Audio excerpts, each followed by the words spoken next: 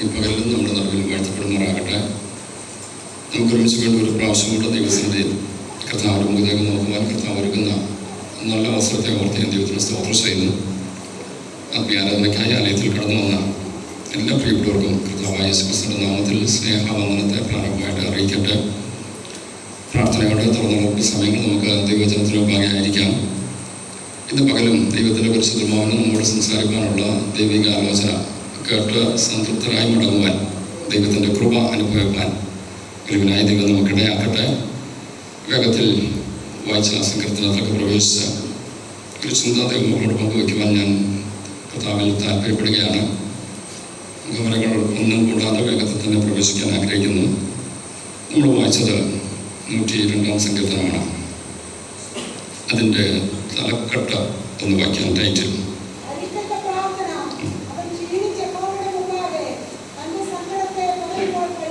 അതെ, അരിഷ്ടൻ്റെ പ്രാർത്ഥന.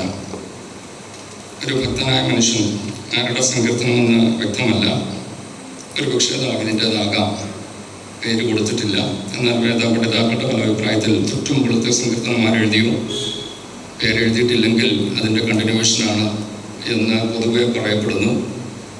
ആരുടെയും ആയിക്കൊള്ളട്ടെ, ദാവീദിൻ്റെ എന്നുള്ള ചിന്തയിൽ തന്നെ നമുക്ക് പോകാം. ദാവീദിൻ്റെ അഥവാ അരിഷ്ടൻ്റെ ഒരു പ്രാർത്ഥന. ഞാൻ വേഗത്തിൽ ചില കാര്യങ്ങൾ ഓർപ്പിച്ച വാക്കുകൾ അവസാനിപ്പിക്കാൻ ആഗ്രഹിക്കുകയാണ്. ആരാണ് അരിഷ്ടൻ? അരിഷ്ടൻ എന്നുള്ള വാക്ക് കേൾക്കുമ്പോൾ പെട്ടെന്ന് നമ്മുടെ മനസ്സിലേക്ക് കടന്നു വരുന്നത് ഒരു ദുഷ്ടനായ മനുഷ്യൻ, മോശക്കാരൻ, ഇതൊക്കെയാണ് പെട്ടെന്നുണ്ടാകുന്ന ചിന്ത. എന്നാൽ വേദപുസ്തകം ഈ അരിഷ്ടൻ എന്ന് പറഞ്ഞിരിക്കുന്നത് ഒരു 1-2 വാക്യങ്ങളോട് ഞാൻ വേഗത്തിൽ കൊണ്ടുവരാം. ഒത്തിരി ചിന്തകളുണ്ടെങ്കിലും സമയത്തിൻ്റെ പരിധി ഉള്ളതുകൊണ്ട് എല്ലാ വാക്യങ്ങളും എടുക്കാൻ ആഗ്രഹിക്കുന്നില്ല. 22 സങ്കീർത്തനത്തിൻ്റെ 24 വാക്യം ഒന്ന് വായിച്ച പ്രാരംഭത്തിൽ 22-24.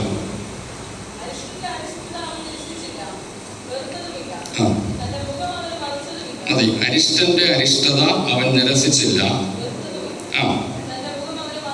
തൻ്റെ മുഖം അവന്. ആ ഭാഗം നമ്മൾ വായിച്ചു വരുമ്പോൾ കാണാൻ കഴിയുന്നുണ്ട്. കഷ്ടം അനുഭവിക്കുന്ന ഒരു വ്യക്തിയെക്കുറിച്ചാണ് പറയുന്നത്. അങ്ങനെയെങ്കിൽ അരിഷ്ടൻ എന്ന വാക്കിന് മറ്റേ വാക്കിൽ പറയാം കഷ്ടം അനുഭവിക്കുന്നവൻ. കഷ്ടം അനുഭവിക്കുന്നവൻ്റെ കഷ്ടത ദൈവം എന്ത് ചെയ്തില്ല? നിരസിച്ചില്ല. അവൻ്റെ മുഖത്തെ ദൈവം തള്ളിക്കളഞ്ഞില്ല. അങ്ങനെയെങ്കിൽ കഷ്ടം അനുഭവിക്കുന്നവൻ്റെ പ്രാർത്ഥന എന്ന് വേണമെങ്കിൽ ഇതിനെ നമുക്ക് ഒരു രീതിയിൽ പറയാം. മറ്റൊരർത്ഥം യെശയ്യാ പ്രവചനം 66 അധ്യായത്തിൻ്റെ 2 വാക്യം കൂടെ വായിച്ചോളൂ. യെശയ്യാവ് 66:2.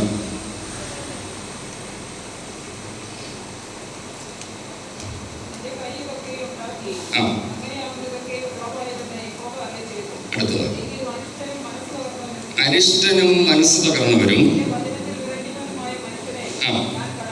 മതി, നമ്മുടെ വചനം വളരെ വ്യക്തമായിട്ട് പറയുന്നു. അരിഷ്ടനും മനസ്സ് തകർന്നവനും എൻ്റെ വചനത്തിൽ വിറയ്ക്കുന്നവനുമായവനെ ഞാൻ കടാക്ഷിക്കും. അങ്ങനെയെങ്കിൽ ആ ഭാഗത്തു നിന്ന് മറ്റൊരാശയം കൂടെ നമുക്ക് കിട്ടാം. അരിഷ്ടൻ എന്ന് പറഞ്ഞാൽ ശാരീരികമായി എന്തൊക്കെയോ വേദന അനുഭവിക്കുന്ന ഒരു വ്യക്തി. അവിടെ പറയുന്നുണ്ട് അരിഷ്ടനും മനസ്സ് തകർന്നവനും. അങ്ങനെയെങ്കിൽ ശാരീരികമായും മാനസികമായും തകർന്നൊരു വ്യക്തി. അരിഷ്ടൻ എന്ന വാക്കിന് രണ്ടാമതൊരർത്ഥം ശാരീരികമായി ബലഹീനനായവൻ. ആ വാക്യത്തിൽ ഒരു ചെറിയ ചിന്തയുണ്ടെങ്കിൽ ഞാൻ അതൊക്കെ ഒത്തിരി ഇറങ്ങുന്നില്ല, വേഗത്തിൽ പറഞ്ഞു വിടാം. അങ്ങനെ അങ്ങോട്ടൊന്ന് വായിച്ചാൽ ആ ഭാഗം മാത്രം. അരിഷ്ടനും മനസ്സ് തകർന്നവരും എൻ്റെ വചനത്തിൽ വിറയ്ക്കുന്നവനുമായ ഞാൻ കടാക്ഷിക്കും. ദൈവം പറയുകയാണ് അവൻ ശാരീരികമായും മാനസികമായും തകർന്നവനാണ്, പക്ഷെങ്കിൽ എൻ്റെ വചനത്തിൽ അവൻ വിശ്വസിക്കുന്നവനാണ്. ഇന്ന് പല ദൈവമക്കൾ വ്യക്തമായ ബോധ്യമുണ്ടാകണം. ശാരീരികമായും മാനസികമായും തകർച്ച നേരിടുന്നെങ്കിലും വചനത്തിൽ ആശ്രയിച്ചാൽ അങ്ങനെയുള്ളവരെ ദൈവം കൈവിടത്തില്ല. നമുക്ക് ഉറപ്പുണ്ടാകണം, കർത്താവേ എൻ്റെ ശരീരം തളർന്നു, എൻ്റെ മനസ്സ് അതുമൂലം വിടിഞ്ഞിരിക്കുകയാണ്, പക്ഷെങ്കിൽ ഞാൻ ദൈവത്തിൽ വിശ്വസിക്കുന്നു എന്ന് പറഞ്ഞുകൊണ്ട് എൻ്റെ കർത്താവിൻ്റെ കരങ്ങൾ കേൾപ്പിച്ചു കൊടുത്താൽ എന്നെ കൈവിടാത്തൊരു ദൈവം. മൂന്നാമതൊരു ചിന്തയുടെ അരിഷ്ടനെ കുറിച്ച് പറഞ്ഞതിന് ശേഷം വേഗത്തിൽ വിഷയത്തിലേക്ക് ഇറക്കാൻ ആഗ്രഹിക്കുന്നു. 1 കൊരിന്ത്യർ 15 അധ്യായത്തിൻ്റെ 19 വാക്യം കൂടെ ഒന്ന് വായിച്ചോളൂ. 1 കൊരിന്ത്യർ 15:19.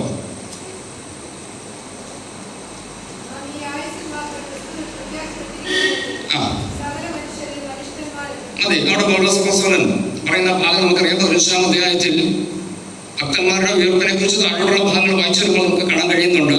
ക്രിസ്തുവിൽ മരിച്ചവരുടെ പ്രത്യാശയെക്കുറിച്ചൊക്കെ പറഞ്ഞു വരുമ്പോൾ ഇടയ്ക്കൊരു ഭാഗം പറയുകയാണ്, നാം ഈ ആയുസ്സിൽ മാത്രം ക്രിസ്തുവിൽ പ്രത്യാശ വച്ചിരിക്കുന്നെങ്കിൽ സകല മനുഷ്യരിലും അരിഷ്ടനാണ്.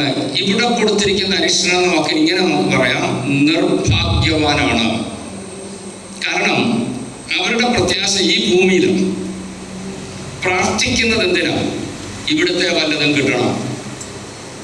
ആരാധിക്കുന്നത് എന്തിനാ? ഇവിടുത്തെ കാര്യങ്ങളെല്ലാം നന്നായി പോകണം, രോഗം വരരുത്, പ്രശ്നം വരരുത്, മക്കളുടെ ഭാവി നല്ലതാകണം. ഇതൊക്കെ പ്രാർത്ഥിച്ചാൽ ദൈവം തരും. പക്ഷെങ്കിൽ എൻ്റെ പ്രാർത്ഥന ഇതിനു വേണ്ടി മാത്രമായാൽ, ആ വാക്ക് ഞാൻ ഒന്നുകൂടെ പറഞ്ഞോട്ടെ, ഈ ആയുസ്സിൽ മാത്രം ക്രിസ്തുവിൽ പ്രത്യാശ, ഞാൻ പ്രാർത്ഥിക്കുന്നത് ഇവിടുത്തെ കാര്യത്തിന് വേണ്ടി മാത്രം. നിത്യരാജ്യത്തെ കുറിച്ച് എനിക്ക് ബോധ്യമില്ല, നിത്യതയെ കുറിച്ചുള്ള ചിന്തയില്ല, അവിടേക്കാണ് ഞാൻ പോകേണ്ടതെന്നും എൻ്റെ വീട് അവിടെയാണെന്നും ഉള്ള ബോധ്യമില്ലാതെ താൽക്കാലിക ഭൂമിയിലെ വാസത്തിൽ എൻ്റെ കാര്യങ്ങളെല്ലാം ഓക്കെയാക്കാൻ വേണ്ടി പ്രാർത്ഥിക്കുന്ന പ്രാർത്ഥന. അവരെ കുറിച്ച് പറയുകയാണ്, അവരാരാ? അരിഷ്ടന. അവൻ ശാരീരികമായ ബലഹീനതയല്ല പറയുന്നത്, കഷ്ടതയല്ല പറയുന്നത്. ഇവൻ ഇവിടുത്തെ ഭൂമിയിലെ ചില കാര്യങ്ങൾക്ക് വേണ്ടി പ്രാർത്ഥിച്ചാൽ ഇവിടുത്തെ കർത്താവ് തരാതിരിക്കത്തില്ല, തരും. പക്ഷെങ്കിൽ സ്വർഗത്തിലെത്തുമ്പോഴോ അവിടെ എനിക്കൊന്നുമില്ല. കിട്ടാനുള്ളതെല്ലാം ഇവിടെ കിട്ടി. അവിടെ ചെല്ലുമ്പോൾ കർത്താവ് പറയുകയാണ്, നീ എല്ലാം അവിടെ മേടിച്ചില്ലേ, ഇവിടെ ഒന്നും കൊണ്ടുവന്നിട്ടില്ല, ഇവിടെ എനിക്ക് തരാൻ ഒന്നുമില്ല. ആ മനുഷ്യനെ കുറിച്ച് പറയുകയാണ്, അവൻ നിർഭാഗ്യവാനാണ്. നിത്യതയിൽ പ്രതിഫലമില്ലാതെ വെറും കൈയായി നിൽക്കുന്നൊരു മനുഷ്യനെ ഭാവനയിൽ കണ്ട് ഒന്ന് നമ്മളാണോ എന്ന് നമ്മളൊന്ന് ചിന്തിച്ചു നോക്ക്. ഇവിടെ എനിക്ക് എല്ലാം ഉണ്ട്, നിത്യതയിലെത്തിയപ്പോൾ എനിക്ക് ഒന്നുമില്ല. എന്നോട് പറഞ്ഞോട്ടെ, ഇവിടെ ഒന്നുമില്ലെങ്കിലും നിനക്ക് ആവശ്യമുള്ളത് തരാൻ എൻ്റെ ദൈവം വിശ്വസനാണ്. പലർക്കുമുള്ള പലതുമില്ലെങ്കിലും കർത്താവെ എനിക്ക് വേണ്ടി ഒരു നിത്യരാജ്യം ഒരുക്കുന്നുണ്ട്, അവിടെ എനിക്ക് വേണ്ടതെല്ലാം കർത്താവ് ഒരുക്കി വെച്ചിട്ടുണ്ടല്ലോ, എനിക്ക് അവിടുത്തേതാ വലുത്, ഇതല്ലെന്നുള്ള ബോധ്യമുണ്ടെങ്കിൽ അവരാ ഭാഗ്യവാന്മാർ. കൃപ, ദൈവകൃപ. ഞാൻ വേഗത്തിൽ മുന്നോട്ട് പോകാൻ ആഗ്രഹിക്കുന്നു. പല ചിന്തകളുണ്ടെങ്കിലും പ്രധാനമായും 3 ചിന്തകൾ മാത്രം നിർത്തി മുന്നോട്ട് പോകട്ടെ. കഷ്ടം അനുഭവിക്കുന്നവൻ, ശരീരത്തിൽ വേദന അനുഭവിക്കുന്നവൻ, നിർഭാഗ്യവാനായ മനുഷ്യൻ, ഇവരാണ് അരിഷ്ടൻ. ഇവിടെ ദാവീദോ ആരുമായിക്കോട്ടെ, ഈ അരിഷ്ടന്റെ പ്രാർത്ഥന, ഈ പ്രാർത്ഥനയിൽ ഞാൻ വാക്യത്തിലേക്ക് ഒന്നും പ്രവേശിക്കുന്നില്ല, ആ ടൈപ്പിൽ ഒന്നുകൂടെ വായിക്കാമോ? അരിഷ്ടന്റെ പ്രാർത്ഥന.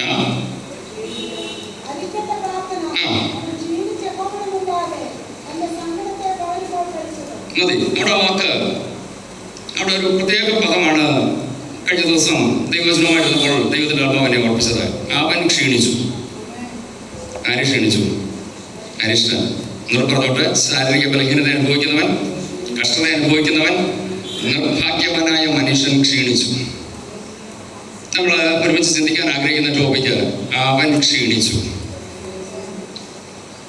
ഒരുപക്ഷെ പ്രസംഗശാസ്ത്രത്തോട് നീതി പുലർത്താത്ത ഒരു സന്ദേശമായിരിക്കാം ഇന്ന് പകൽ കേൾക്കുന്നത്.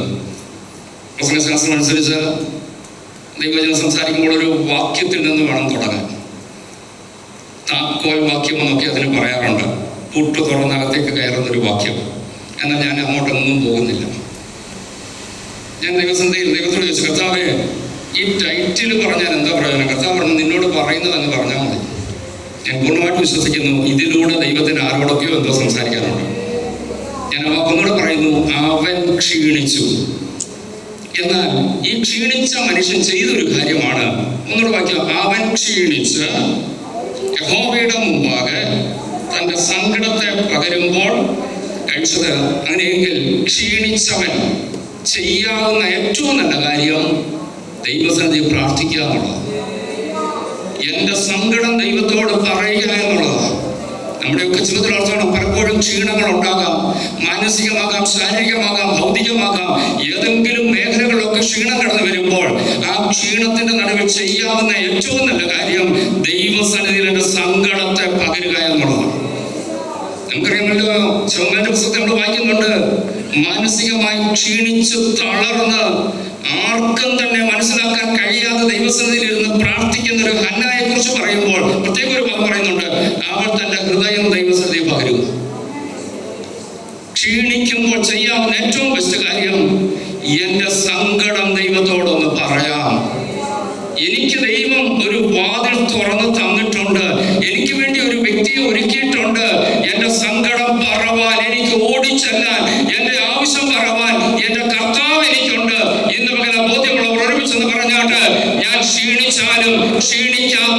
കർത്താവ് എനിക്കുണ്ട്. എന്റെ സങ്കടം കേൾക്കുവാൻ എന്റെ ദൈവത്തിന്റെ കാത് തുറന്നിരിക്കുക. ദൈവകൃപ, ഹല്ലേലൂയ. നമുക്ക് ദൈവത്തിന് ഇങ്ങനെ പറയാം, കർത്താവേ ഞാൻ ക്ഷീണിച്ചു പോകാം, ക്ഷീണിക്കുമ്പോൾ എന്നെ കേൾക്കാൻ അങ്ങുള്ളതിനായി സ്തോത്രം. ഈ ഭക്തൻ തന്റെ ജീവിതത്തെ ഒന്ന് തുലനം ചെയ്യുന്ന ഒരു വാക്യം മാത്രം ആ ഭാഗത്ത് നിന്ന് എടുത്ത് കാണിക്കാൻ ആഗ്രഹിക്കുന്നു. തന്റെ ക്ഷീണം തന്നോട് തുടങ്ങുമ്പോൾ തൊട്ട് നമുക്ക് വായിക്കുന്നുണ്ടല്ലോ, യഹോവേ എന്റെ പ്രാർത്ഥന കേൾക്കണമേ, എന്റെ നിലവിളിയിൽ സന്ധിയിൽ പെരുമാറാകട്ടെ. ഇങ്ങനെ തന്റെ വേദനകളുടെ ആധിക്യത്തിൽ ദൈവത്തോട് ഇങ്ങനെ പ്രാർത്ഥിച്ച് തന്റെ വിഷയങ്ങൾ ഓരോന്നും ആയിട്ട് എണ്ണി എണ്ണി പറഞ്ഞു പോകുമ്പോൾ തന്നെ ഒരു പ്രത്യേക പദത്തിലേക്ക് ദൈവം ശ്രദ്ധ കൊണ്ടുവരാൻ ആഗ്രഹിക്കുന്നു. 6-7 വാക്യങ്ങളൊന്ന് വായിച്ചാട്ടെ.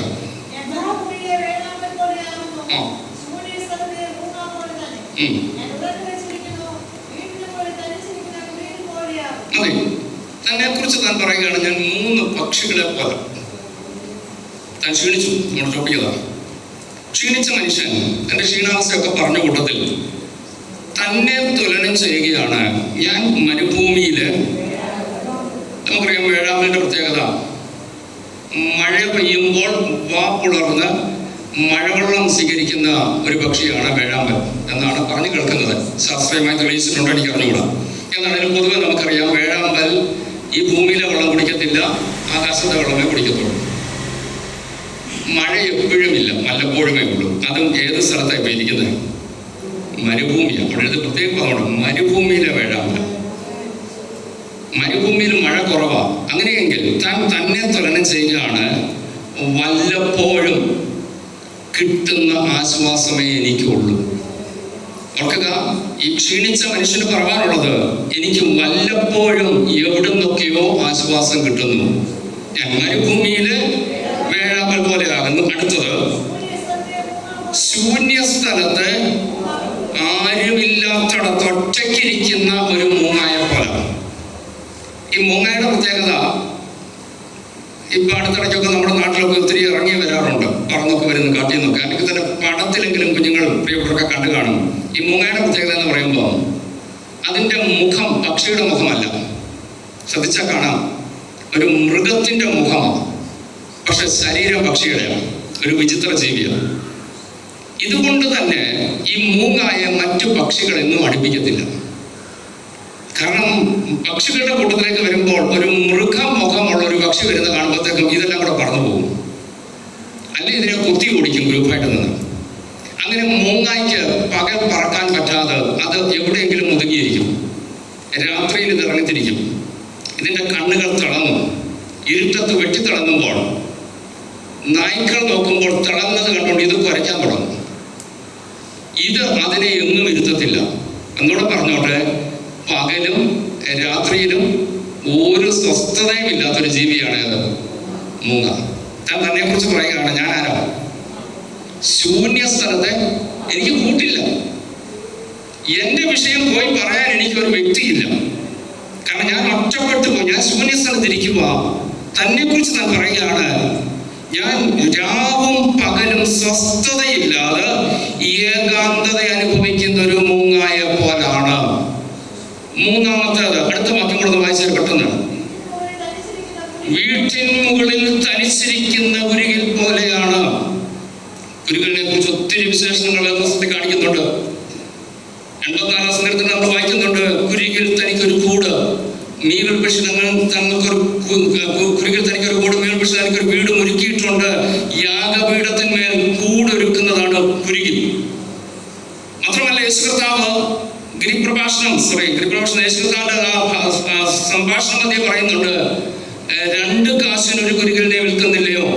ആ കുരുകലിനെ കുറിച്ച് പറയുമ്പോൾ അത് വിലയില്ലാത്തതെങ്കിലും അതിനെ പോലും കരുതുന്ന ഒരു കർത്താവ്. എന്നാൽ ഈ കുരുകലിന്റെ ഒരു പ്രത്യേകത അവിടെ എഴുതിയിരിക്കുന്നതാണ്, വീട്ടിന് മുകളിൽ തനിച്ചിരിക്കുന്ന കുരുകൽ. കുരുകൽ കൂട്ടത്തോടായിരിക്കുന്നത്, അല്ലെങ്കിൽ ഇതിനെ വളർത്താറുണ്ട്. നല്ല കാഴ്ചയ്ക്ക് ഭംഗിയുള്ള ആ ചെറിയ ലവ് ബേർഡ്സ് എന്ന് പറയുന്ന രീതിയിൽ ഇതിനെ വളർത്തുന്നവരാണ്. പക്ഷെങ്കിൽ ഈ കുരുകലിനെ കുറിച്ച് പറയുകയാണ്, ഇത് ഒറ്റയ്ക്കാണ്. വീടിന് മുകളിൽ തനിച്ചിരിക്കുന്ന കുരുകിൽ. ഒരുപക്ഷെ അതിന്റെ കുരുകിൽ മരിച്ചു പോയതായിരിക്കാം, നഷ്ടപ്പെട്ടു പോയതായിരിക്കാം, അല്ലെങ്കിൽ എന്തോ പ്രശ്നം നിമിത്തം ഇത് ഒറ്റപ്പെട്ടു പോയതാ. തന്നെ കുറിച്ച് പറയുമ്പോൾ ആ 3 കാര്യങ്ങൾ പറഞ്ഞ് പെട്ടെന്ന് അവസാനിപ്പിച്ചോട്ടെ. വല്ലപ്പോഴും കിട്ടുന്ന വെള്ളത്തിന് വേണ്ടി കാത്തിരിക്കുന്ന ഒരു വേഴാമ്പൽ. പകലും രാത്രിയും സ്വസ്ഥതയില്ലാതെ ശൂന്യ സ്ഥലത്തിരിക്കുന്ന ഒരു മൂങ്ങ, ഒറ്റപ്പെട്ട് നടക്കുന്ന, വീടിന് മുകളിൽ, വീടിനകത്തല്ല, വീടിന് മുകളിലിരിക്കുന്ന കുരുകിൽ താനിത. അങ്ങനെയെങ്കിൽ നമ്മുടെ ജീവിതത്തെ ഒന്ന് പരിശോധിച്ച് എപ്പോഴെങ്കിലും ഈ ഒരു അനുഭവം ഉണ്ടായിട്ടുണ്ടോ? ഈ അരിഷ്ടൻ ഞങ്ങളോ ക്ഷീണിച്ചു, നമ്മളും ക്ഷീണിക്കാൻ സാധ്യതയുണ്ട്. വേദപുസ്തകം ഉടനീളം പഠിച്ചാൽ സകല ഭക്തന്മാരുടെ ജീവിതത്തിലും ഏതെങ്കിലും ഒരു അവസരത്തിൽ ക്ഷീണം ഉണ്ടായിട്ടുണ്ട്. പഴയ നിയമ പുതിയ നിയമ ഭക്തന്മാരെ എടുത്തു പഠിച്ചാൽ ക്ഷീണിച്ചിട്ടില്ലാത്ത ഒരൊറ്റ വ്യക്തിയുമില്ല. കാരണം മനുഷ്യരാണോ ക്ഷീണിക്കും? ക്ഷീണിച്ചിട്ടുള്ള മനുഷ്യരാണ് ഭൂമിയിലുള്ള സകല മനുഷ്യരും. ഈ ക്ഷീണത്തിന്റെ നടുവിൽ ഇവരൊക്കെ ചെയ്തൊരു കാര്യം കൂടെ ഞാൻ ഓർമ്മിച്ചോട്ടെ. ക്ഷീണം സംഭവിച്ചപ്പോൾ ഇവരൊക്കെ ദൈവസന്നിധിയിൽ ചെന്നിട്ടുണ്ട്. ഈ പകൽ ദൈവമക്കളെ ആത്മാവിലൊരു ദൂത് പറയട്ടെ. കർത്താവിനെ സേവിക്കാൻ ഇറങ്ങിത്തിരിച്ചു, കുടുംബത്തെ വിട്ടു, ചാർച്ചക്കാരെ വിട്ടു, പലതും വിട്ടു. ഇറങ്ങിത്തിരിച്ച നാമും പലപ്പോഴും പല ക്ഷീണങ്ങൾ അനുഭവിച്ചിട്ടുള്ളവരാണ്. ഇന്ന് പകൽ ഓർത്തോണം, എനിക്ക് മാത്രമേ ക്ഷീണമുള്ളോ എന്ന് ചോദിക്കരുത്, ചിന്തിക്കരുത്. നിനക്ക് മാത്രമല്ല, അനേക ഭക്തന്മാരുടെ ഒക്കെ ജീവിതം എടുത്ത് പഠിച്ചാൽ അവരൊക്കെ ക്ഷീണാവസ്ഥയിലൂടെ കടന്നുപോയവരാണ്. എന്നാൽ അതിന്റെ ഒക്കെ നടുവിൽ അവർ ചെയ്തൊരു കാര്യം, ദൈവത്തോട് അവർ പ്രാർത്ഥിക്കാൻ തയ്യാറായി. കർത്താവേ, ഈ ക്ഷീണത്തിന്റെ അവസ്ഥയിൽ എന്നെ സഹായിക്കണമേ എന്ന് പറഞ്ഞ് പ്രാർത്ഥിക്കാൻ തയ്യാറായപ്പോൾ അവർക്ക് വേണ്ടി ഇറങ്ങി വന്ന് വലിയ പ്രവർത്തിച്ച ദൈവം ഇന്നും നമുക്ക് വേണ്ടി പ്രവർത്തിപ്പാൻ ശക്തനാകയാൽ ഇന്ന് പകൽ വിളിച്ചു പറയണം, ആ അരിഷ്ടൻ ക്ഷീണിച്ചതുപോലെ കർത്താവെ, ഞാനും എവിടെയൊക്കെയോ എന്നൊക്കെയോ ക്ഷീണിച്ചു പോയിട്ടുണ്ട്, എന്നാൽ പ്രാർത്ഥിക്കാനുള്ള കൃപ എനിക്ക് തരണമേ. ദൈവത്തോടൊന്ന് പ്രാർത്ഥിക്കാൻ തയ്യാറാവുക. ഞാൻ വേഗത്തിൽ മുന്നോട്ട് പോകാൻ ആഗ്രഹിക്കുന്ന സമയത്തിന് പരിധികൾക്കുള്ളിൽ എന്റെ വാക്കുകൾ അവസാനിപ്പിക്കാൻ ആഗ്രഹിക്കുന്നത്, ഭക്തന്മാരുടെ ജീവിതം പറഞ്ഞല്ലോ ക്ഷീണം ഉണ്ടാക്കാം. ഈ അരിഷ്ടന്റെ ജീവിതം ക്ഷീണിച്ചു. ക്ഷീണം ഉണ്ടാകുമ്പോൾ ഓർക്കേണ്ട പല കാര്യങ്ങളുണ്ട്. ഒരു കാര്യം മാത്രം ഓർപ്പിക്കാം. ക്ഷീണം ഉണ്ടാകുമ്പോൾ ഓർക്കേണ്ട ഒരു കാര്യം യെശയ്യാ പ്രവചനത്തിൽ ഒന്നാണ്. യെശയ്യാ പ്രവചനം 40-ാം അധ്യായത്തിന്റെ 28-ാം വാക്യം വായിച്ചോളൂ. നമ്മുടെ ജീവിതത്തിൽ ക്ഷീണം വരുമ്പോൾ ആദ്യം ഓർക്കേണ്ട ഒരു അത്യാവശ്യ കാര്യമാണ്.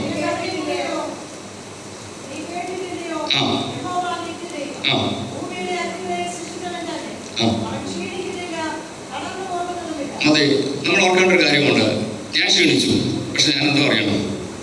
നിനക്ക് അറിഞ്ഞുകൂടെയോ? നീ കേട്ടിട്ടില്ലയോ? യഹോവ. ഇനി നമ്മളോട് തന്നെ ചോദിച്ചോട്ടെ, ഞാൻ കേട്ടിട്ടുണ്ട്, ഞാൻ അറിഞ്ഞിട്ടുണ്ട്, യഹോവ അറിയാമോ? കർത്താവ് നിത്യദൈവമാണെന്നുള്ള ബോധ്യമുണ്ടല്ലോ. അടുത്ത വാചകം, അവൻ ക്ഷീണിച്ചത് ഞാനാ, പക്ഷെ എന്റെ ദൈവം കഴിയുന്നില്ല. അങ്ങനെയെങ്കിൽ നമുക്ക് ഇവിടെ ചെല്ലാം, എന്റെ കർത്താവിന്റെ അടുക്കൽ ചെല്ലാം. ഞാൻ തളർന്ന് വീഴാൻ തുടങ്ങുമ്പോൾ എന്നേക്കാൾ തളർച്ചയുള്ള ഒരാൾ അടുക്കലേക്കാണ് ഞാൻ ചെല്ലുന്നതെങ്കിൽ ഞങ്ങൾ രണ്ടുപേരും കൂടെ താഴെ വീഴും. എന്നാൽ ഞാൻ തളരുമ്പോൾ ഒരു ബലവാനായ വ്യക്തിയുടെ അടുക്കലാണ് ഞാൻ ചെല്ലുന്നതെങ്കിൽ എനിക്ക് ഉറപ്പുണ്ട്, ഈ ക്ഷീണിക്കാത്ത ഒരാൾ എന്നെ നടത്താൻ മതിയായവനാണ്. കൃപ, ദൈവകൃപ, ഹല്ലേലൂയ. അങ്ങനെയെങ്കിൽ ഇന്ന് പകൽ ആത്മാവിൽ അതോട് ഞാൻ പ്രാരംഭത്തിൽ തന്നെ വിളിച്ചു പറയട്ടെ, എന്റെ ദൈവം ക്ഷീണിക്കുന്നില്ലെങ്കിൽ എന്റെ ക്ഷീണാവസ്ഥയിൽ എനിക്ക് ഏറ്റവും അടുത്തു ചെല്ലാൻ യോഗ്യനായ വ്യക്തി എന്റെ ദൈവമാണ്. എന്റെ ദൈവം ക്ഷീണിക്കുന്നില്ല. ഞാൻ ആ വാക്ക് വീണ്ടും ആവർത്തിച്ച് പറയുന്നു. അത് നീ കേട്ടിട്ടില്ലേ? നിനക്കറിഞ്ഞുകൂടെ? കൃപ, ദൈവകൃപ, ഹല്ലേലൂയ. ഏതെങ്കിലും വിഷയത്തിൽ ക്ഷീണിച്ച് ഇന്ന് പകൽ ഈ വചനം കേൾക്കുന്നവരോട് ദൈവത്തിന്റെ ആത്മാവിന് പറയാനുള്ളത്, എന്റെ ദൈവം ക്ഷീണിക്കുന്നില്ല. നീ അത് കേട്ടിട്ടില്ലേ? നിനക്കത് അറിയത്തില്ലേ? പിന്നെ നീ എന്തിനാ ക്ഷീണിക്കുന്നത്? കേട്ടിട്ടില്ലെങ്കിൽ ഇന്ന് പകൽ ഞാൻ അത് ആവർത്തിച്ച് പറയുന്നു. നീ കേട്ടോണം, നീ അറിഞ്ഞോണം, എന്റെ ദൈവം ക്ഷീണിക്കുന്ന ദൈവമല്ല. ഈ അറിവ് നമുക്കുണ്ടോ? നമ്മുടെ ക്ഷീണം മാറും. എന്നതല്ല, നമ്മളെക്കാൾ ക്ഷീണമുള്ള ഒരു വ്യക്തിയാണ് നമ്മൾ കാണുന്നെങ്കിൽ നമുക്ക് വയ്യ, ഒരു താങ്ങില്ലാതെ നടക്കാൻ കഴിയത്തില്ല. ഞാൻ നോക്കുമ്പോൾ എന്റെ ചുറ്റുമുള്ളവരെല്ലാം എന്നേക്കാൾ ക്ഷീണിതരാണ്. ഞാൻ ഇതിൽ ആരുടെ കയ്യെ പിടിക്കാൻ പോകും? ഇതിൽ ആരെ ആശ്രയിക്കാൻ പറ്റും? പക്ഷെങ്കിൽ എനിക്ക് ആശ്രയിക്കാൻ ഒരാളുണ്ട്. ആ ദൈവം ക്ഷീണിക്കാത്ത ദൈവമാണ്. ക്ഷീണാവസ്ഥയിൽ ഒന്നാമതുണ്ടാകേണ്ട അറിവ്, എന്റെ ദൈവം ക്ഷീണിക്കുന്നില്ല. ഞാൻ ആവർത്തിച്ച് പറയുന്നു, ദൈവാത്മാവ് അത് പിന്നെ എന്നോട് പറയിക്കുന്നു. ഇന്ന് പകൽ ദൈവമക്കളെ വിളിച്ചു പറ, എന്റെ ദൈവം ക്ഷീണിക്കുന്നില്ല. വാ തുറന്നൊന്ന് പറഞ്ഞാട്ട്, എന്റെ ദൈവം ക്ഷീണിക്കുന്നില്ല. ഞാനത് കേട്ടിട്ടുണ്ട്, എനിക്കത് അറിയാം. നിങ്ങൾ ഉറക്കെ ഒന്ന് പറഞ്ഞ്,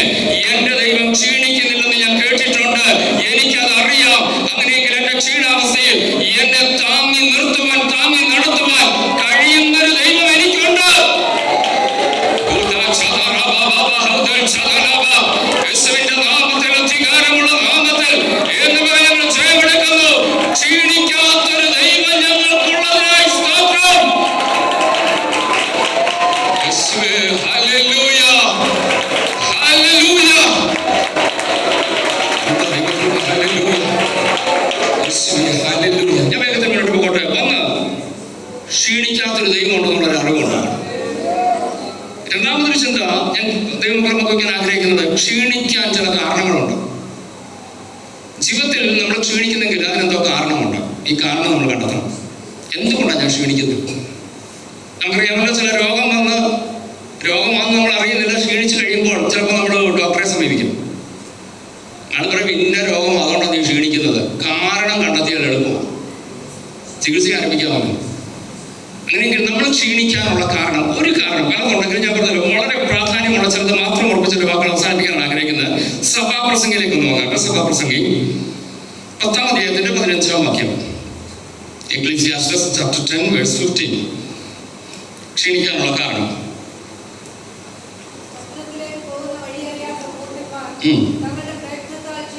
അതെ അവിടെ വായിച്ചത്. പട്ടണത്തിലേക്ക്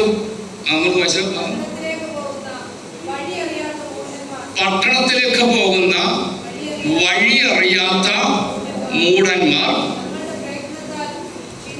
അതെ, ആ ഭാഗത്ത് വേഗത്തിൽ എന്ന് പറഞ്ഞ് അവസാനിപ്പിക്കാം. പട്ടണത്തിലേക്ക് പോകുന്നവന് വഴി അറിയത്തില്ല. ഇത് നിമിത്തം എന്താ പറ്റുക? ക്ഷീണിക്കുക. ഈ സഭാപ്രസംഗം എന്ന് പറയുമ്പോൾ ജ്ഞാനിയായ ശലോമോൻ എഴുതിയതാണ്. അക്ഷരീകത്വത്തിലല്ല അതെടുക്കേണ്ടത്. അവിടെ പറയുമ്പോൾ പട്ടണത്തിലേക്ക് പോകുന്ന വഴിയറിയാത്ത മൂഢന്മാർ തങ്ങളുടെ പ്രയത്നത്താൽ ക്ഷീണിച്ചു പോകുന്നു. ഏതാ പട്ടണം? നമ്മൾ കാത്തിരിക്കുന്ന നിത്യതയാണ്, ആ സ്വർഗീയ പട്ടണം. എബ്രായ ലേഖനത്തിൽ പൗലോസ് അപ്പോസ്തലൻ ഭാഗം പറയുന്നുണ്ട്, അവൻ അവർക്കായി ഒരു നഗരം ഒരുക്കിയിരിക്കുന്നു. ഇനിയും പാവനമായ പട്ടണമാണ് കർത്താവ് നമുക്ക് വേണ്ടി ഒരുക്കിയിരിക്കുന്നത്. ഈ പട്ടണത്തിലേക്ക് പോകുന്ന വഴി അറിയത്തില്ലെങ്കിൽ എന്താ സംഭവിക്കും? ക്ഷീണിക്കും.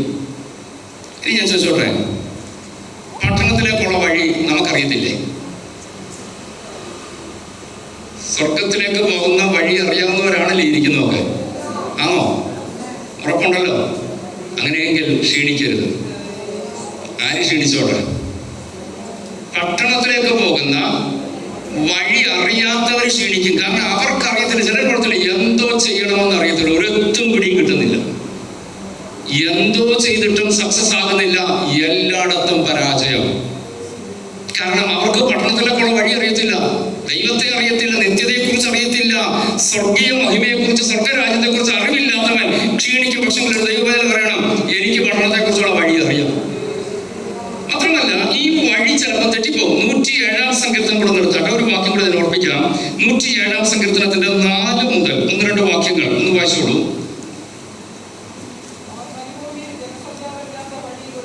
അവർ മരുഭൂമിയിൽ ജനസഞ്ചാരമില്ലാത്ത വഴിയിൽ ഉഴന്നു നടന്നു.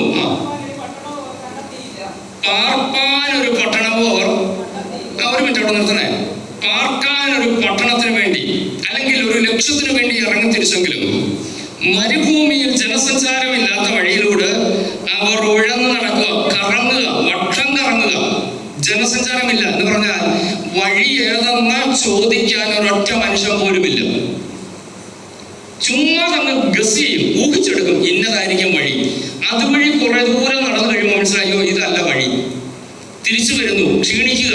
കാരണം മരുഭൂമിയിലൂടെ വഴി, മനുഷ്യ സഞ്ചാരമില്ലാത്ത വഴിയിലൂടെ സഞ്ചരിക്കുന്നത് പട്ടണത്തിലെത്തണം. പക്ഷെങ്കിൽ ഇവർ പട്ടണത്തിലെത്തുന്നില്ലെന്ന് മാത്രമല്ല, ഇവർ ക്ഷീണിക്കുന്നു. വായിച്ചോളൂ. അവർ വിശന്നും ദാഹിച്ചു വരുന്നു.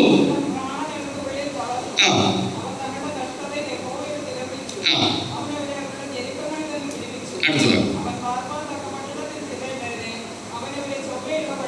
മതി. 7-ാം വാക്യം നമ്മൾ വായിച്ചല്ലോ. അവർ പാർപ്പാൻ തക്ക പട്ടണത്തിൽ ചെല്ലേണ്ടതിന് അവൻ അവരെ ചൊവ്വയുള്ള വഴിയിൽ നടത്തി. ഇതെപ്പോഴാണ് ദൈവം നടത്തിയത്? 6-ാം വാക്യം ഒന്ന് വായിക്കാമോ? അവർ തങ്ങളുടെ കഷ്ടതയിൽ യഹോവയോട് നിലവിളിച്ചു, അവൻ അവരെ അവരുടെ ഞെരുക്കങ്ങളിൽ നിന്ന് വിടുവിച്ചു. അവർ പാർപ്പാൻ തക്ക പട്ടണത്തിൽ ചെല്ലേണ്ടതിന് അവൻ അവരെ ചൊവ്വയുള്ള വഴിയിൽ നടത്തി. ദൈവമക്കൾ വളരെ ഇവിടുത്തെ ഓർക്കണം, പട്ടണത്തെ കുറിച്ചുള്ള വഴി അറിയാത്തവൻ ക്ഷീണിക്കുമ്പോൾ, പട്ടണത്തെ കുറിച്ച് അറിഞ്ഞിട്ടും പലപ്പോഴും ഉഴന്നു നടക്കുന്ന ചില സാഹചര്യങ്ങൾ ദൈവമക്കളുടെ ജീവിതത്തിൽ ഉണ്ടാകുന്നെങ്കിൽ ഒരു കാര്യം തിരിച്ചറിയണം, ഈ കഷ്ടതയുടെ നടുവിൽ വഴി അറിയാതെ, അടുത്ത സ്റ്റെപ്പ് എവിടെ വെക്കണമെന്നറിയാതെ, മുന്നോട്ടുള്ള ഗമനം എന്തെന്നറിയാതെ, കുഞ്ഞുങ്ങളുടെ ഭാവിയെ കുറിച്ചുള്ള വിഷയത്തെ ഓർത്ത് ഭാരപ്പെട്ട് ഞരങ്ങുമ്പോൾ നീ ദൈവത്തോടൊന്ന് പ്രാർത്ഥിക്കുക, കർത്താവേ എന്റെ കഷ്ടതയിൽ ഞാൻ നിലവിളിച്ചാൽ പാർപ്പാൻ തക്ക പട്ടണത്തിൽ എന്നെ കൊണ്ടെത്തിക്കാനായിട്ട് ദൈവം മതിയായവരാണ്. ഹല്ലേലൂയ. 7-ാം വാക്യത്തിൽ അവർ പാർപ്പാൻ തക്ക പട്ടണത്തിൽ ചെല്ലേണ്ടതിന് അവൻ അവരെ ചൊവ്വയുള്ള വഴിയിൽ നടത്തി. സ്ട്രെയിറ്റ് വേയിലൂടെ, റൈറ്റ് വേയിലൂടെ എന്റെ ദൈവം എന്നെ നടത്തും. പക്ഷെ ഇതിനിടയ്ക്ക് ഒരു കാര്യം ഞാൻ ചെയ്യണം. ഞാൻ കഷ്ടതയിൽ യഹോവയോട് നിലവിളിക്കാൻ തയ്യാറാകണം. കഷ്ടതയൊക്കെ നിവൃത്തമുണ്ട്. എന്തോ ചെയ്യാനാ, ഗതി ഇതായിപ്പോയി. പെന്തിക്കോസിൽ വന്നു ദൈവത്തെ വിളിക്കാൻ ഇറങ്ങി തിരിച്ച് എല്ലാം തകർന്നു. ആ വാക്കൊരിക്കലും നമ്മുടെ വയലിൽ വരരുത്. കഷ്ടതയുടെ നടുവിൽ ദൈവത്തോട് നിന്ന് നിലവിളിക്കാമോ? നീ പാർപ്പാൻ തക്ക പട്ടണം ദൈവം കാണിച്ചു തരാൻ വിശ്വസന. ചൊവ്വയുള്ള വഴിയിലൂടെ, നേരായ വഴിയിലൂടെ എന്നെ നടത്തുവാൻ എന്റെ ദൈവം മതിയായവനാ. എന്റെ വഴി തെറ്റുമ്പോഴാണ്, പട്ടണത്തിലേക്കുള്ള വഴി അറിയാതെ വരുമ്പോഴാണ് ഞാൻ ക്ഷീണിക്കുന്നതെങ്കിൽ എന്റെ ദൈവത്തിന് ശ്രദ്ധിച്ചു വെച്ച് പറ, കർത്താവേ, എനിക്ക് പാർപ്പാൻ തക്ക പട്ടണത്തിലേക്ക് എന്നെ വഴി നടത്തണമേ. കഷ്ടതയുടെ നടുവിൽ നിലവിളിച്ചാൽ, ക്ഷീണിക്കാൻ സാധ്യതയുള്ളിടത്ത് നിലവിളിച്ചാൽ എന്റെ ദൈവം എന്നെ താങ്ങി നടത്തുവാൻ മതിയായ ദൈവമാണ്. ഇന്ന് മുതൽ വിളിച്ചു പറ, കർത്താവേ, പാർപ്പാൻ തക്ക പട്ടണത്തിൽ എത്തും വരെ എന്നെ നടത്തണമേ. ദൈവത്തോട് പ്രാർത്ഥിക്കാം. Praise God, hallelujah. നമുക്ക് ദൈവസന്നിധിയിൽ അതിനുവേണ്ടി ഒരു സമർപ്പണത്തോട് കർത്താവിന്റെ കരങ്ങളൊക്കെ നമ്മളെ ഒന്ന് ഏൽപ്പിച്ചു കൊടുക്കാം. അടുത്തൊരു വൈകത്തിൽ ഞാൻ സമയത്തിന്റെ പരിധി ഉള്ളതുകൊണ്ട് ഞാൻ ചുരുക്കമായിട്ട് വാക്കുകൾ ഉറപ്പിക്കാൻ ആഗ്രഹിക്കുന്നു. ക്ഷീണിക്കാനുള്ള ഒന്നാമത്തെ കാരണം ഞാൻ പറഞ്ഞു, വഴി അറിയത്തില്ല. വഴി അറിയത്തില്ല, ക്ഷീണിക്കും. പക്ഷെ വഴി അറിയണമെങ്കിൽ അറിയാവുന്ന ദൈവത്തോട് ചോദിക്കുക. ദൈവം കറക്റ്റ് സ്ഥാനത്ത് തന്നെ കൊണ്ടെത്തിക്കും. അടുത്തത് നമുക്ക് വേഗത്തിലൊന്ന് വായിക്കാം. സദൃശവാക്യങ്ങൾ 13-ാം അധ്യായത്തിന്റെ 12-ാം വാക്യം വായിച്ചോളൂ. Proverbs chapter 13 verse 12.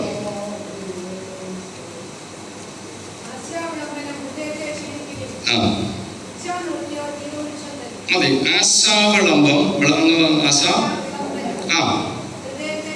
ആശാവളംബനം ഹൃദയത്തെ ക്ഷീണിപ്പിക്കുന്നു എന്ന് പറഞ്ഞാൽ, ഒറ്റ വാക്കിൽ പറഞ്ഞാൽ, മലയാളത്തിൽ അത് അത്ര ക്ലിയർ അല്ലെങ്കിലും ഇംഗ്ലീഷ് ഭാഷ കാണുന്നുണ്ട്.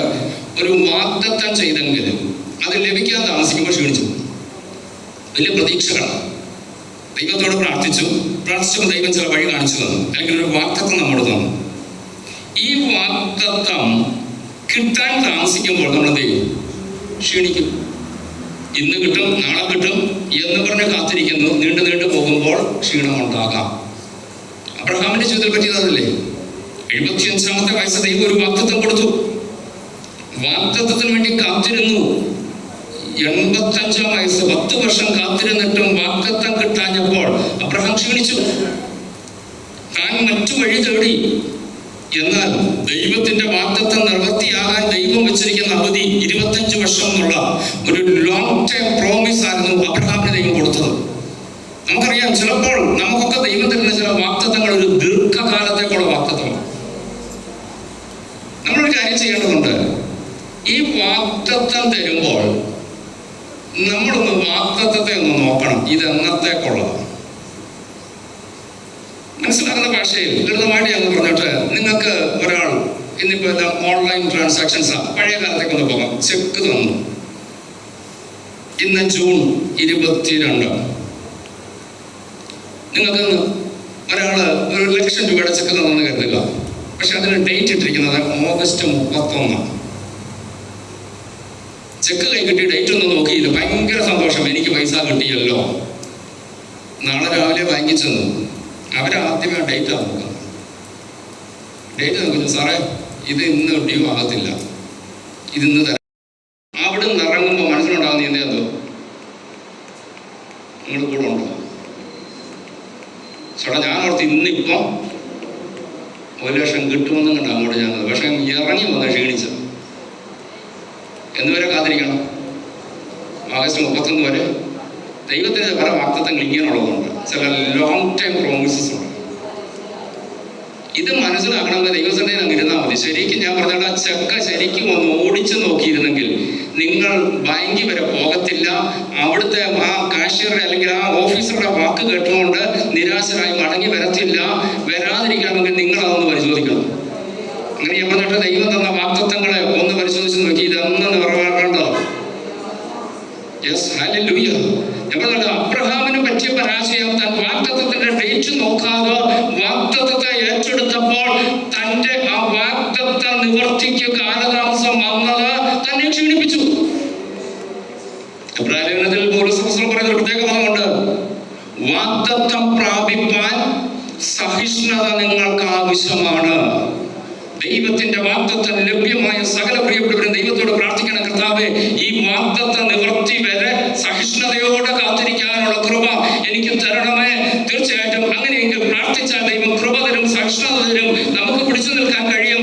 ആ പിടിച്ചു നിൽക്കുന്ന കാലയളവിൽ നമുക്ക് പറയാൻ കഴിയും, ഈ ലോങ് ടൈം പ്രോമിസ് നിറവേറുന്നത് വരെ കർത്താവേ പിടിച്ചു നിൽക്കുന്നു, ഞാൻ ക്ഷീണിക്കത്തില്ല.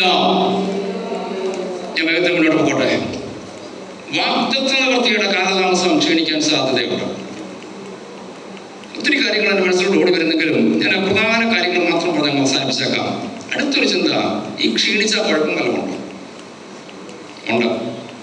ഞാൻ ഒന്നാമത് പറഞ്ഞു, ക്ഷീണിക്കുമ്പോൾ നമ്മൾ ഓർക്കണം, ക്ഷീണിക്കാത്ത ഒരാൾ എനിക്കുണ്ടെന്നുള്ള ഓർമ്മ വേണം. രണ്ട്, ക്ഷീണിക്കാനുള്ള കാരണം രണ്ടെണ്ണം നമ്മൾ പറഞ്ഞത്. ക്ഷീണിച്ച കുഴപ്പം വല്ലതുമുണ്ടോ? നമ്മൾ പറയും എന്നാ കുഴപ്പമോ? അങ്ങനെ ലോക ജീവിതത്തിൽ പോലും എന്ന് വെച്ചോട്ടെ, ശാരീരികമായി ക്ഷീണിക്കാൻ ആരാഗ്രഹിക്കുന്നത്? നിങ്ങളെ ആരെങ്കിലും കണ്ടെച്ച് ക്ഷീണിച്ചു പോയല്ലോ എന്ന് പറഞ്ഞാൽ നിങ്ങൾക്ക് പെട്ടെന്നുണ്ടാകുന്ന എന്താ? എന്നാ വല്ലതും ചോദിച്ചേരെ കഴിച്ചൊന്ന ഭൗതികമായി ക്ഷീണിക്കാൻ ആരെങ്കിലും ആഗ്രഹിക്കുന്നുണ്ടോ? ഒരു മേഖലകളും ക്ഷീണിക്കാൻ നമ്മൾ ആഗ്രഹിക്കുന്നില്ല. അങ്ങനെയൊക്കെ ചോദിച്ചോട്ടെ, ആത്മീയ മേഖലയിൽ ക്ഷീണിക്കാൻ ആഗ്രഹിക്കുന്നു. ഭൗതിക മേഖലയിലെ ക്ഷീണം സാരം ഇല്ല, അല്ലെങ്കിൽ സാരം ഉണ്ടെന്ന് നമ്മൾ കാണുന്നെങ്കിൽ ആത്മീയ മേഖലയിലെ ക്ഷീണത്തെ സാരം ഉള്ളതായിട്ട് തന്നെ കാണണം, അതിനെ സാരമില്ലെന്ന് കാണരുത്. ക്ഷീണിച്ചാലുള്ള കുഴപ്പം ഞാൻ നിങ്ങളുടെ വാക്യങ്ങൾ വായിച്ച് ഓർപ്പിച്ചതിന് മുന്നോട്ട് പോകാം. ഉൽപ്പത്തി പുസ്തകം 25-ാം അധ്യായത്തിന്റെ 29 മുതൽ നമുക്കറിയാവുന്ന ചില വചനങ്ങളാണെങ്കിലും ഒരു പ്രത്യേക പദം അവിടെ ഓർപ്പിക്കേണ്ടതുകൊണ്ടാണ് ഞാൻ അതിലേക്ക് വരുന്നത്. ഉൽപ്പത്തി 25-ന്റെ 29 മുതൽ 33 വരെയുള്ള വാക്യങ്ങൾ വായിച്ചു. എല്ലാം വായിക്കണമെന്നില്ല, വായിച്ചോളൂ.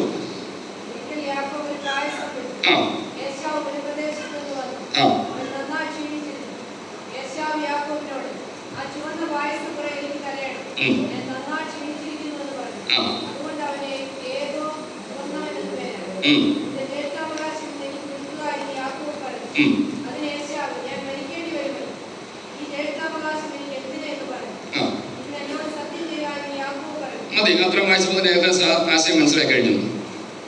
ഏശാവ് ജ്യേഷ്ഠാവകാശം വയ്ക്കേണ്ടി വന്നത് എപ്പോഴാണ്? ക്ഷീണിച്ചപ്പോഴാണ്. അപ്പോൾ ക്ഷീണിച്ചാൽ അപകടമുണ്ടോ?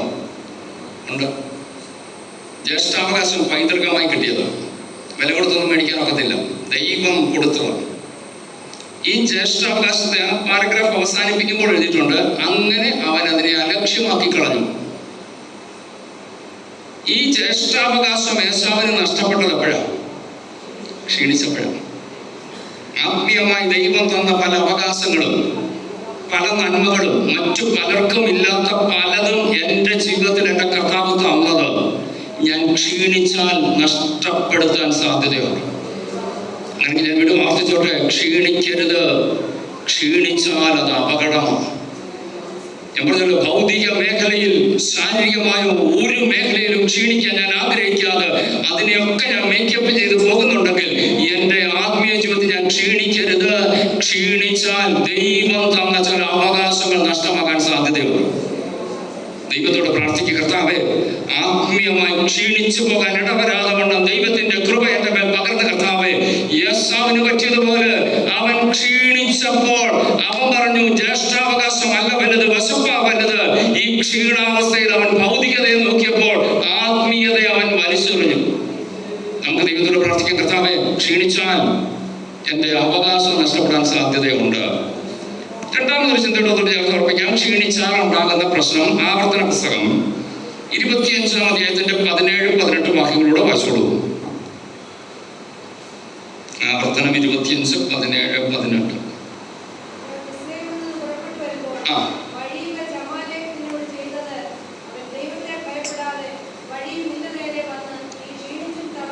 നീ ക്ഷീണിച്ചും തളർന്നും ഇരിക്കുമ്പോൾ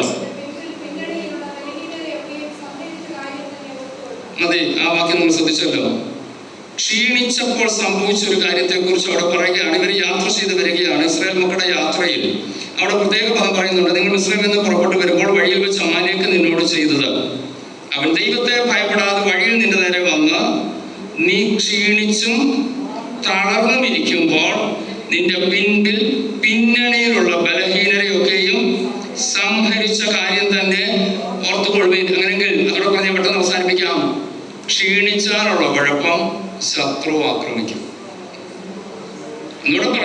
ക്ഷീണിച്ചാലുള്ള പ്രശ്നം, ഞാൻ പിന്നണിയിലാകും.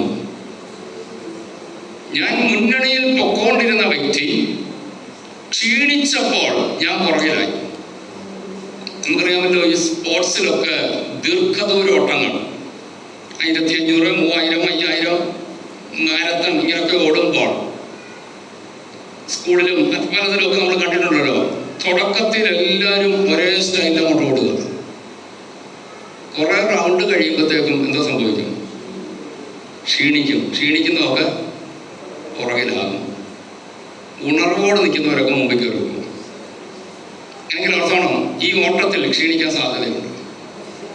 ക്രിസ്തീയ ഓട്ടത്തിൽ ക്ഷീണിക്കാൻ സാധ്യതയുണ്ട്. ഒരു സ്പോർട്സിൽ ക്ഷീണിച്ച് പുറകിൽ പോയാൽ നിങ്ങൾക്ക് പ്രൈസ് കിട്ടത്തില്ലെന്നേ ഉള്ളൂ. മുന്നിൽ 1, 2, 3 സ്ഥാനങ്ങളിൽ എത്തുന്നവർക്ക് സമ്മാനമുള്ളൂ. പക്ഷെ ക്രിസ്തീയ ജീവിതത്തിലുള്ള പ്രശ്നമല്ല. ക്ഷീണിച്ചാൽ, വാക്യം ഒന്ന് ശ്രദ്ധിച്ചാൽ എല്ലാവരും ഒന്ന് വായിക്കാൻ മനസ്സിലായില്ലെന്ന് തോന്നുന്നു. 18 മാത്രം ഒന്ന് വായിച്ചേ.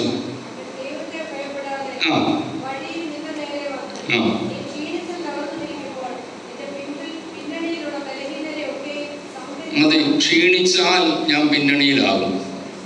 ഞാൻ പിമ്പിലായാൽ ശത്രു വരും, എന്നെ സംഹരിക്കും. അല്ലെങ്കിൽ ഇന്ന് പകൽ മക്കളെ തിരിച്ചറിയണം, ക്ഷീണിച്ച പ്രശ്നമുണ്ടോ? ദൈവത്തോട് പറ, കർത്താവേ, ഇല്ല, എനിക്ക് ക്ഷീണിക്കേണ്ട ആവശ്യമില്ല. ഞാൻ ക്ഷീണിച്ചാൽ മറ്റു പലരും മുമ്പിൽ കയറിപ്പോകും. ഞാൻ ക്ഷീണിച്ചാൽ ഞാൻ പിമ്പിലാകും. ഞാൻ പിമ്പിലായാൽ ശത്രു എന്നെ ആക്രമിക്കും. അങ്ങനെയെങ്കിൽ വളരെ ഗൗരവത്തോടെ അച്ഛത്തെ ഏറ്റെടുക്കുക. ക്ഷീണിച്ചാൽ അപകടമുണ്ട്. ഒന്നാമത്തെ അപകടം ഞാൻ പറഞ്ഞു, ദൈവികമായി ദൈവത്താൽ എനിക്ക് ലഭ്യമായ പല അവകാശങ്ങൾ എൻ്റെ ക്ഷീണാവസ്ഥയിൽ നഷ്ടപ്പെടാൻ സാധ്യതയുണ്ട്. 2, എൻ്റെ ക്ഷീണാവസ്ഥയിൽ ഞാൻ പിന്നിലാകാൻ സാധ്യതയുണ്ട്. ഞാൻ പിന്നിലായാൽ ശത്രു എന്നെ സംഹരിക്കാൻ സാധ്യതയുണ്ട്. ദൈവത്തോട് പ്രാർത്ഥിക്കുക, കർത്താവേ, ക്ഷീണിച്ചാൽ അപകടമാ, അതിനെന്നെ അനുവദിക്കരുത്. ഒരു ചിന്തയോടെ പറഞ്ഞാൽ അവസാനിപ്പിക്കുന്നു. ക്ഷീണിക്കാതിരിക്കണം. എന്തോ ചെയ്യണം? എല്ലാം നമുക്കറിയാവുന്ന വചനങ്ങളാണെങ്കിലും ഒന്ന് വായിച്ചു കേൾക്കാം. യെശയ്യാ പ്രവചനം 40-ാം അധ്യായത്തിന്റെ 30-31 വാക്യങ്ങൾ. യെശയ്യാ 40. ബാല്യക്കാർ ക്ഷീണിച്ച് തളർന്നു പോകും, യൗവനക്കാരും ഇടറി വീഴും. മതി. അങ്ങനെയെങ്കിൽ ക്ഷീണിക്കാതിരിക്കുക. എന്താ ചെയ്താൽ മതി? ഭയക്കാതിരിക്കുക. വളരെ ഈസി. ഇതിനു വേണ്ടി മല കയറുകയോ നോമ്പ് നോക്കുകയോ ഉരുളുകയോ ഒന്നും വേണ്ട. ഞാൻ ക്ഷീണിക്കാതിരിക്കാൻ യഹോവയെ കാത്തിരിക്കാം. ബാല്യക്കാർ ക്ഷീണിച്ച് തളർന്നു പോകും, യൗവനക്കാരും ഇടറി വീഴും. യഹോവയെ കാത്തിരിക്കുന്നവർ ശക്തി പ്രാപിക്കും. അഥവാ എൻ്റെ ക്ഷീണം മാറും. ദൈവസന്നിധി ഞാൻ കാത്തിരുന്നു. നമുക്ക് ദൈവത്തോട് പ്രാർത്ഥിക്കും, കർത്താവേ, അങ്ങയെ കാത്തിരുന്നാൽ ക്ഷീണം മാറുമെന്ന് വചനം പറയുന്നെങ്കിൽ ഞാനത് വിശ്വസിക്കുന്നു. എൻ്റെ ക്ഷീണം മാറ്റാൻ അങ്ങയുടെ വചനം മതി. അങ്ങയുടെ സന്നിധിയിൽ കാത്തിരുന്നാൽ മതി. ദൈവസന്നിധിയിൽ കാത്തിരുന്നാൽ എൻ്റെ ക്ഷീണം മാറും. എബ്രായലേഖനത്തിൽ പൗലോസ് ഒരു വാക്കുകൂടെ എടുത്തു പറഞ്ഞോട്ടെ. 12-ാം അധ്യായത്തിന്റെ 4-ാമത്തെ വാക്യമാണെന്ന് തോന്നുന്നു. വായിച്ചോളൂ. 12-ന്റെ 4.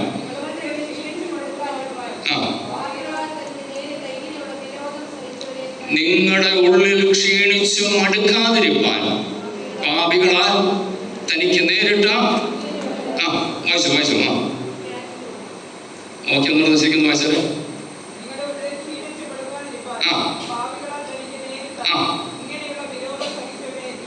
തുടക്കം നമുക്കറിയാം. യേശുവിനെ കുറിച്ചാണ് പറയുന്നത്. ക്ഷീണിക്കാതിരിക്കാൻ യേശുവിനെ ധ്യാനിച്ചാൽ മതി.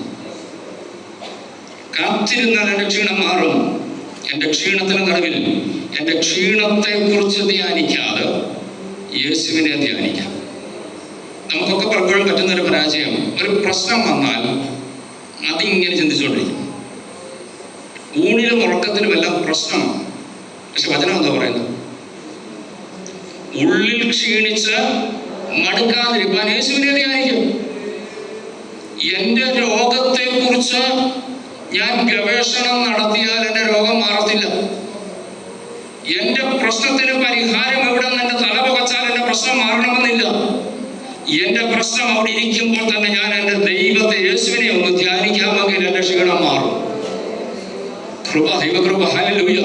എൻ്റെ ക്ഷീണം മാറി എനിക്ക് ദൈവത്തെ ആത്മാവിൽ ആരാധിക്കാൻ കഴിഞ്ഞാൽ, ഞങ്ങളോട് പറഞ്ഞോട്ട്, നിങ്ങൾ ആ സമയത്ത് സ്തോത്രം പറഞ്ഞ അന്യഭാഷകൾ ദൈവത്തെ ആരാധിക്കാൻ ചില ക്ഷീണാവസ്ഥയിൽ കഴിഞ്ഞാൽ, നീ ആ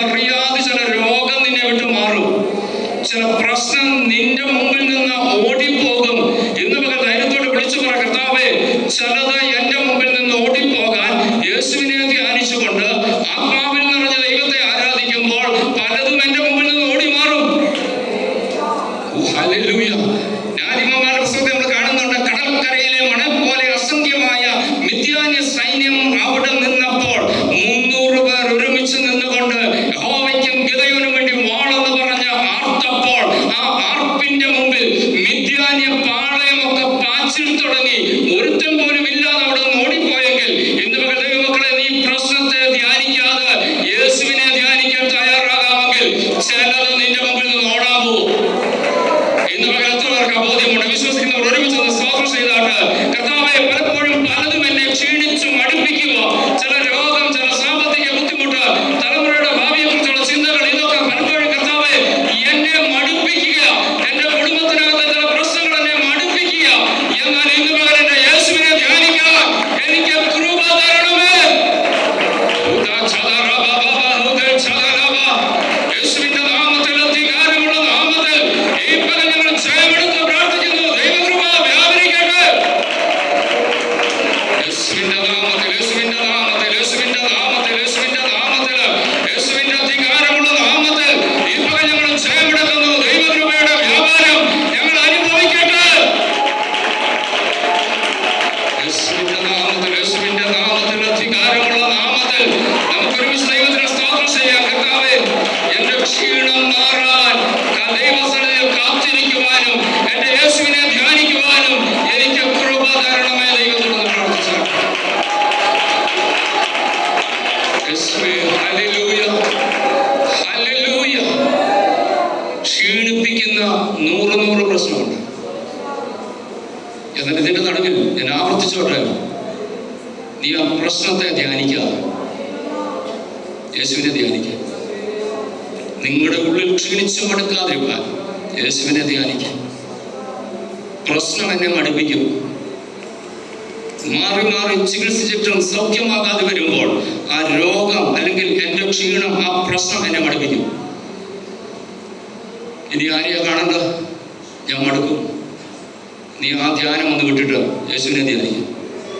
എൻ്റെ കർത്താവ് എനിക്ക് വേണ്ടി സഹിച്ചതിനെയൊക്കെ ഒന്ന് ധ്യാനിക്കുക. ക്ഷീണം മാറും, രോഗം മാറും, പ്രശ്നം മാറും. അതിൻ്റെ നടുവിൽ എൻ്റെ ദൈവത്തിൻ്റെ പ്രവൃത്തി വെളിപ്പെടും.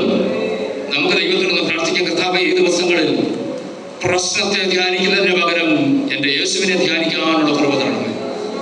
അപ്പോസ്തലന്മാരായ പൗലോസും ശീലാസും ഫിലിപ്പിയൻ കാരാഗൃഹത്തിൽ കിടന്നപ്പോൾ അവർക്ക് ധ്യാനിക്കാൻ പലതും ഉണ്ടായിരുന്നു.